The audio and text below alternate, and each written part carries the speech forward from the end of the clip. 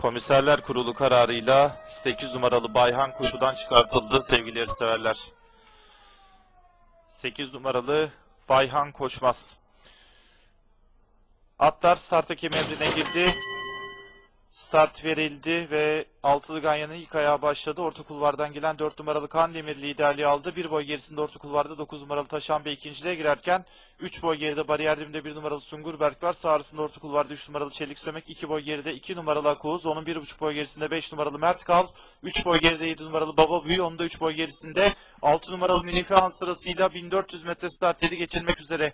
Koşunun liderliğini 4 numaralı Kandemir yapıyor. 2 boy geride 9 numaralı Taşan Bey onu takip etmeyi sürdürüyor. Sağ arasında iç kulvarda 1 numaralı Sungurberk, 2 boy geride 3 numaralı Çelik Sömek, 4 boy kadar geride 2 numaralı Akoz, 3 boy gerisinde 5 numaralı Mert Kal, onun 3 boy gerisinde 7 numaralı Baba Büyü, 2 boy geride 6 numaralı Minifihan sırasıyla 1200 metre start yerine 4 numaralı Kandemir yarım boylu farklı önde geçti.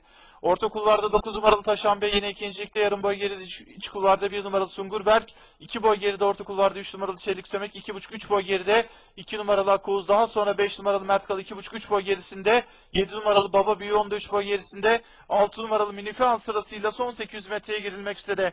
İç kulvardaki 4 numaralı Kandemir'e orta kulvardan gelen 9 numaralı Taşan Bey yakaladı ikilinin mücadelesine 2 boy gerilerinden 1 numaralı Sungurberk katılmaya çalışıyor. Daha sonra 3 numaralı Çelik Sömek 2 boy kadar geride iç kulvarda 2 numaralı Akoz dışında, 5 numaralı Mert Kalo'nun 1,5 boy kadar gerisinde 7 numaralı Baba Büyü, daha sonra dış kulvarda 6 numaralı Minifihan sırasıyla düzlüğe çıkılıyor. İç kulvardaki 4 numaralı Kandemir asfaltta koşun lideri 9 numaralı Taşan Bey onu yakaladı. Yarım boy kadar gerilerinde dış kulvarda 1 numaralı Sungurberk daha geriden, 3 numaralı Çelik Sömek orta kulvardan, 2 numaralı Akoz dışarıdan, 5 numaralı Mert Kal en dış kulvardan da 6 numaralı Minifihan orta kulvardan Baba Büyü de gelmeye çalışıyor. Son 400 metreye girildi. Dış kulvardan gelen 3 numaralı Çelik Sömek asfaltla liderliği aldı içeriden. 1 numaralı Sungurberk dışından, 7 numaralı Baba Büyü daha geriden. 5 numaralı Mert Kal, 6 numaralı Minifihan gelmeye çalışıyorlar. 3 numaralı Çelik Sömek asfaltla önde içeriden. 1 numaralı Sungurberk'in atakları var. Fark 1,5 boy kadar.